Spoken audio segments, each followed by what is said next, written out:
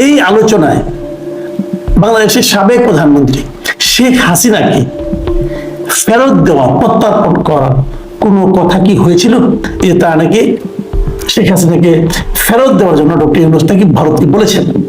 ব্যাংককে নরেন্দ্র মোদীর সঙ্গে বৈঠকে বাংলাদেশের অন্তর্বর্তী সরকারের প্রধান উপদেষ্টা মোহাম্মদ ইউনূস ক্ষমতাচ্যুত প্রধানমন্ত্রী শেখ হাসিনাকে প্রত্যর্পণের বিষয়টি উত্থাপন করেছেন।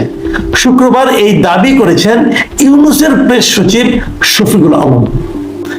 এই চেঞ্জ হওয়ার পিছনে কি কারণ থাকতে পারে? চীনের সফর, এটা হতে পারে, হয়তো এটা একটা প্রেশার ছিল, অথবা পাকিস্তানের প্রধানমন্ত্রী ডক্টর ইউনূসের সঙ্গে ফোনে আলাপ করেছেন, এটাও একটা প্রেশার হতে পারে। হয়তো মোদী ভেবেছে যে তাহলে কি বাংলাদেশ তার হাত থেকে চলে যাচ্ছে কিনা, চীন অথবা পাকিস্তানের দিকে ঝুঁকছে কিনা, এই ঝুঁকিটা তারা নিবে কিনা, এটাও হতে পারে। তো দেখলাম ইউনূস সাহেব একাই গেলেন এবং একা যে উনি এখন দেখলাম অনেকক্ষণ ধরে তারা করমর্দন করলেন এবং বসলেন। আমি একটা জিনিস খেয়াল করলাম যে বসার পর দেখলাম ডক্টর ইউনূসের হাতে বেশ কয়েকটা কাগজ, মানে উনি কিন্তু নোট করে নিয়ে গেছিলেন যে কি কি বলতে চান, কি কি শুনতে চান এবং কোন প্রশ্নের কি জবাব দিতে চান, একটা আগ্রহ থাকে। এবং তারও চেয়ে বড় কথা, মিটিংটা হলো কেন, ইন্ডিয়া হঠাৎ করে রাজি হলো কেন? প্রথমত ইন্ডিয়ার মনোভাব এতটা পজিটিভ ছিল না। আসসালামু আলাইকুম। ব্যাংককে বিমস্টেকের যে শীর্ষ সম্মেলনটা হলো, সেখানে শেষ পর্যন্ত সকল সন্দেহ, সকল রকম দ্বিধাদ্বন্দ্ব অতিক্রম করে আমরা দেখলাম যে প্রধান উপদেষ্টা ডক্টর মোহাম্মদ ইউনূসের সঙ্গে ভারতের প্রধানমন্ত্রী নরেন্দ্র মোদীর একটা বৈঠক হয়েছে। 30 মিনিটের বৈঠক। 30 মিনিটে অনেক কথা বলা যায় এবং শীর্ষ পর্যায়ে 30 মিনিটের বৈঠক কিন্তু অনেক বড় বৈঠক। অথচ এই বৈঠকটা যে হবে তা এক সপ্তাহ আগেও কিন্তু টের পাওয়া যাচ্ছিল না। 21 তারিখে ভারতের পররাষ্ট্র মন্ত্রণালয়ের যে মুখপাত্র মিস্টার জয়সওয়াল কিন্তু বলেছিলেন যে এই ধরনের কোনো মিটিং এর ব্যাপারে তার কাছে কোনো আপডেট নেই। কূটনৈতিক ভাষা এভাবেই বলে যে আমার কাছে কোনো আপডেট নেই। তারপরে এক সপ্তাহ পার হয়ে গেছে, কোনো নতুন আপডেট পাওয়া যায়নি। বাংলাদেশ যে বৈঠক করার জন্য চেষ্টা করছে সেটা আমরা জানি। আমাদের পত্রপত্রিকা, আমাদের কূটনীতিবিদরা বহুবার বলেছেন তারা চেষ্টা করছিলেন একটা বৈঠক যাতে হয়। বৈঠকটা প্রয়োজন ছিল, কিন্তু প্রয়োজন ছিল এই কারণে যে ডক্টর ইউনূস দায়িত্ব নিয়েছেন সরকারের প্রায় 8 মাস। এই 8 মাসে যেটা প্রতিবেশী রাষ্ট্র ডক্টর ইউনূসের সঙ্গে নরেন্দ্র মোদীর একবারের জন্য কোনো বৈঠক হয়নি। বরঞ্চ আমরা দেখেছি যে নববর্ষে, ইংরেজি নববর্ষের শুভেচ্ছা নরেন্দ্র মোদীর পক্ষ থেকে এসেছে 27 দিন পর। ঈদের শুভেচ্ছা অবশ্য সঙ্গে সঙ্গে পেয়েছি আমরা। তো এগুলো থেকে বোঝা যাচ্ছিল যে শুরুতে যতটা তারা আমাদের ব্যাপারে শক্ত মনোভাব নিয়েছিল, বোধহয় কিছুটা চেঞ্জ হচ্ছে। এই চেঞ্জ হওয়ার পিছনে কি কারণ থাকতে পারে? চীনের সফর, এটা হতে পারে, হয়তো এটা একটা প্রেশার ছিল, অথবা পাকিস্তানের প্রধানমন্ত্রী ডক্টর ইউনূসের সঙ্গে ফোনে আলাপ করেছেন, এটাও একটা প্রেশার হতে পারে। হয়তো মোদী ভেবেছে যে তাহলে কি বাংলাদেশ তার হাত থেকে চলে যাচ্ছে কিনা, চীন অথবা পাকিস্তানের দিকে ঝুঁকছে কিনা, এই ঝুঁকিটা তারা নিবে কিনা, এটাও হতে পারে। কেন ঝুঁকিটা নিবে, ঝুঁকির বিনিময়ে তারা কি পাবে, হয়তো এটাও তারা চিন্তা করেছে। হয়তো হাসিনার জন্য এত বড় ঝুঁকি না, তাদের জন্য এখন আর লাভজনক হবে কিনা তাদের চিন্তা হয়তো এটাও থাকতে পারে। আমি জানি না কি ছিল, কিন্তু এই ধরনের চিন্তা ভাবনা কিন্তু আমাদের মতো মানুষের মনে আসে। যে যেখানে গত 7 দিনে একটা কথাও হলো না। এমনকি আপনারা দেখবেন, নিশ্চয়ই যে ছবি দেখেছেন আপনারা, যে ব্যাংকক যাওয়ার পর 3 তারিখে মানে 3 এপ্রিল যখন নাকি নৈশভোজ হয়, সেখানে মোদী এবং ডক্টর ইউনূস কিন্তু পাশাপাশি বসেছিলেন। কিন্তু পাশাপাশি বসলেও, দুজন লোক পাশাপাশি বসলে তাদের যেমন মুখের ভাব থাকে, পরস্পরের দিকে একটা আন্তরিকতা ভাব, তা কিন্তু দেখা যায়নি। বরং দুজনেই মুখ চোখ একদম শক্ত করে বসেছিলেন। ওটা দেখেও কিন্তু একটা আমাদের মধ্যে সন্দেহ ছিল। কিন্তু যখন 4 তারিখ বিকেলে আমরা দেখলাম যে হোটেল লবিতে দুজনের মধ্যে একটা বৈঠক হলো, এবং সেই বৈঠকের আয়োজক কিন্তু ছিল ইন্ডিয়া, বাংলাদেশ না। ইন্ডিয়ার আয়োজন করে তারা অপেক্ষা করছিল। সেখানে মোদীর সঙ্গে জয়শঙ্কর ছিলেন, তাদের পররাষ্ট্রমন্ত্রী, এবং অজিত দোভাল ছিলেন। মানে ভারতের, আমি তো মনে করি যে এর চেয়ে উচ্চ পর্যায়ের বৈঠক আর হতে পারে না। তারা সবাই ছিলেন। বাংলাদেশের পক্ষে দেখলাম ইউনূস সাহেব একাই গেলেন এবং একা যে উনি এখন দেখলাম অনেকক্ষণ ধরে তারা করমর্দন করলেন এবং বসলেন। আমি একটা জিনিস খেয়াল করলাম যে বসার পর দেখলাম ডক্টর ইউনূসের হাতে বেশ কয়েকটা কাগজ, মানে উনি কিন্তু নোট করে নিয়ে গেছিলেন যে কি কি বলতে চান, কি কি শুনতে চান এবং কোন প্রশ্নের কি জবাব দিতে চান, আমার ধারণা। তো এই ধরনের যখন মিডিয়া একটা হয়, সেই মিটিংয়ে কি আলোচনা হলো এত লম্বা সময় ধরে, সেটা নিয়ে কিন্তু মানুষের মনে একটা আগ্রহ থাকে। এবং তারও চেয়ে বড় কথা, মিটিংটা হলো কেন, ইন্ডিয়া হঠাৎ করে রাজি হলো কেন? প্রথমত ইন্ডিয়ার মনোভাব এতটা পজিটিভ ছিল না। এর পেছনে কি অন্য কোনো শক্তি কাজ করেছে, অন্য কোনো ঘটনা কাজ করেছে? এটা কিন্তু একটা প্রশ্নই হয়ে থাকবে। কেউ কেউ বলার চেষ্টা করছেন এর পেছনে আমেরিকা একটা ভূমিকা রেখেছে। মিয়ানমারের বর্তমানে যে বাস্তবতা, যে পরিস্থিতি, সেই পরিস্থিতিতে রাখাইনদের যে নতুন ওরা যে মোটামুটি যুদ্ধে ভালো করছে, এই সময় রাখাইনদের কাছ থেকে বাড়তি কোনো প্রেশার আসবে কিনা, অথবা সেই প্রেশার আসার ক্ষেত্রে ভারতের কি ভূমিকা থাকবে, অথবা বাংলাদেশের কি ভূমিকা থাকবে, অথবা চীনের সঙ্গে বাংলাদেশের নতুন যে দিগন্ত উন্মোচিত হচ্ছে, এই সমস্ত নানা বিষয় কাজ করতে পারে বলে অনেকে মনে করছেন। এবং সেই কাজগুলো প্রেশারটা হয়তো বা আমেরিকার পক্ষ থেকে আসতে পারে, আমেরিকার গোয়েন্দা সংস্থাদের পক্ষ থেকে আসতে পারে, এরকম ধারণা অনেকে করছেন।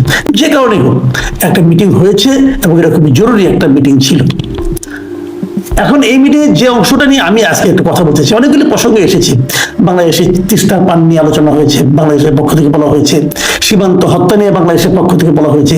এই কথাগুলো আগে কিন্তু শেখ হাসিনা সেভাবে বলতেন না, কিন্তু ডক্টর ইউনূস অল্প দিনে এই কথাগুলো কিন্তু বলতে পেরেছেন। এই আলোচনায় বাংলাদেশের সাবেক প্রধানমন্ত্রী শেখ হাসিনাকে ফেরত দেওয়া, প্রত্যার্পণ করার কোনো কথা কি হয়েছিল? বাংলাদেশের পত্রিকায় কিন্তু উঠেছে। বাংলাদেশের কোন পত্রিকা আমি দেখলাম, বাংলাদেশের অনেকগুলি পত্রিকা আমি দেখলাম, এবং সেই পত্রিকাগুলো কাকে কোট করেছে? প্রধান উপদেষ্টার যে প্রেস সেক্রেটারি শফিকুল আলম, তাকে উদ্ধৃত করে তারা বলেছে যে তার নাকি শেখ হাসিনাকে ফেরত দেওয়ার জন্য ডক্টর ইউনূস নাকি ভারতকে বলেছেন।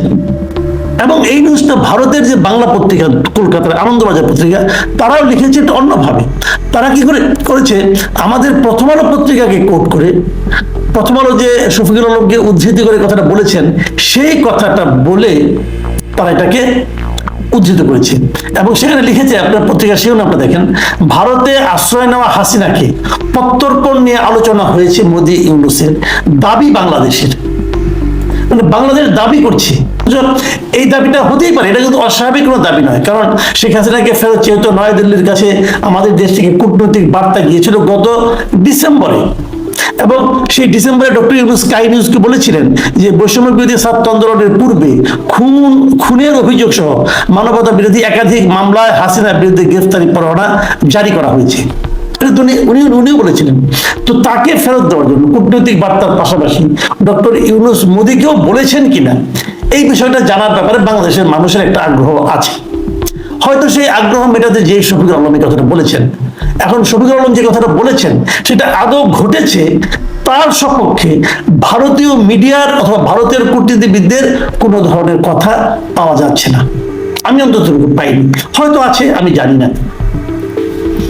আমি এখন এই জায়গা থেকে একটু শিফট করে বলি, সেটা হলো যে এই দাবি যদি করেও থাকেন, তাহলেও কি আপনারা কি আশা করেন যে ভারত শেখ হাসিনাকে ফেরত পাঠাবে? কেন আশা করেন, কেন আশা করেন না? এইটা কিন্তু আপনারা নিজেকে জিজ্ঞাসা করেন। আমি কিন্তু আশাবাদী নই। আমি আশাবাদী নই কেন? দেখেন, ভারতের সঙ্গে আমাদের কিন্তু একটা প্রত্যর্পণ চুক্তি আছে। আমাদের কোনো বন্দী ওখানে থাকলে, আমাদের কোনো অপরাধী যার বিরুদ্ধে মামলা আছে, সে ভারতে থাকলে তারা আমাদেরকে ফেরত দিতে বাধ্য। ওই চুক্তি অনুযায়ী আমরাও ওরকম থাকলে তাদেরকে ফেরত দিতে বাধ্য। কিন্তু সেই ক্ষেত্রে হাসিনার ক্ষেত্রে ভারত কি অজুহাতটা নিতে পারে? হাসিনাকে যে ভারত ফেরত দিতে চায় না, এটা তো বুঝি, কিন্তু না চাইলেও যেহেতু একটা চুক্তি হয়েছে, চুক্তি কিন্তু ফেরত দিতে হয়। কি বলতে পারে ভারত যে আমি ফেরত দেবো না? বলতে পারে যে চুক্তিতে একটা ক্লজ আছে।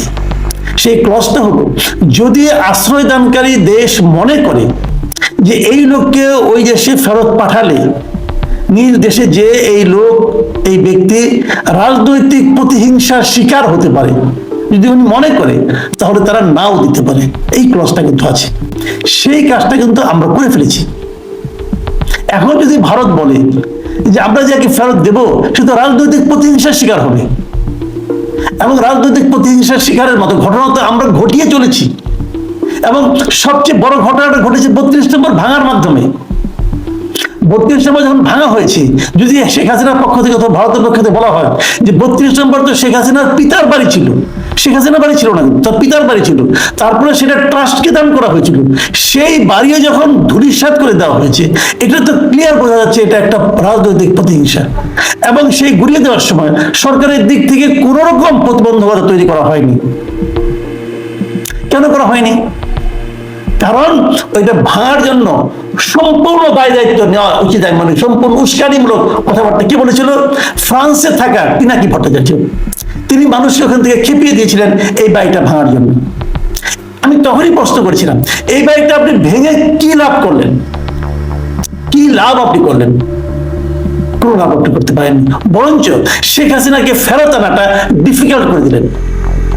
যে লোক এত অপরাধ করেছে বলে আমরা দাবি করছি, তার বিরুদ্ধে বিচার চলছে, তাকে তো আঘাত আনার জন্য প্রয়োজন ছিল। যদি এই বাড়ি আপনি ভাঙতেই চান, সরকার ভাঙতে পারতো যে কোনো সময়। যদি এমন একটা প্রক্রিয়ায় আপনি ভাঙলেন যেখানে নাকি সরকার কোনো ভূমিকাই রাখলো না, বরং সরকারের অসহায়ত্ব প্রমাণ হলো, যদি সরকারের এখানে অসহায়ত্ব প্রমাণ হয়, শেখ হাসিনাকে দেশে আনলে যদি অসহায়ত্ব, যদি শেখ হাসিনাকে এরকম ভাবে মানুষ পিটিয়ে মেরে ফেলে, তাহলে কি হবে? সরকার তো ফেরতে পারবে না, সরকার তো বাড়ি ফেরতে পারে নাই। একটা বাড়ি ভাঙতে তো সারা রাত লাগছে, সেই কাজটা আপনি করতে দিয়েছেন। এখন একটা মানুষের মতো কোনো ব্যাপার না, আপনি ফেরতে পারবেন না যদি না দেয়। এই কথাগুলি বলবে, আমি তা বলছি না বলুক, এটাই আমরা চাই। আমরা চাই প্রত্যেকটা অভিযুক্ত তার সামনে সে আত্মপক্ষ সমর্থন করুক এবং তার একটা সুবিচার হবে, এটা আমরা চাই। কিন্তু তাকে যদি আপনি আনতেই না পারেন, তাহলে কি লাভ হলো? এই কাজগুলো আমি তখন বলেছিলাম যে পিনাকি ভট্টাচার্য যেটা করেছেন এই কারণে, যাতে নাকি ভারতের জন্য একটা অজুহাত তৈরি করে দেওয়া যায়। এটা তো উনি আবার আমার উপর খুব গোসা হচ্ছেন, মামলা মোকদ্দমা অনেক কিছু করতে যাচ্ছেন আমার বিরুদ্ধে, আচ্ছা কোনো অসুবিধা নাই কোনো। কিন্তু আপনি পিনাকি ভট্টাচার্যকে আমি বলি, ভাই আপনি যেভাবে বলেন, আপনি এন্টি ভারতীয় কথাবার্তা যেভাবে বলেন, আপনি বুকে হাত দিয়ে একবার বলেন তো, আপনার এই কাজটা কি আলটিমেটলি ভারতের পক্ষে যায়নি? গিয়েছে তো, তাহলে লাভটা কি হলো? আপনি এতগুলো মানুষকে ক্ষিপ্ত করে দিলেন, উত্তেজনা তৈরি করলেন, হয়তো আপনার একটু সাময়িক আপনি মনে করেন আপনি বাহাদুরি দেখালেন যে আমি ফ্রান্স থেকেই ভেঙে ফেলেছি, কিন্তু লাভটা কি হলো ভাই? আপনি তো হাসিনাকে ফেরত আনার ক্ষেত্রে একটা প্রতিবন্ধকতা তৈরি করলেন।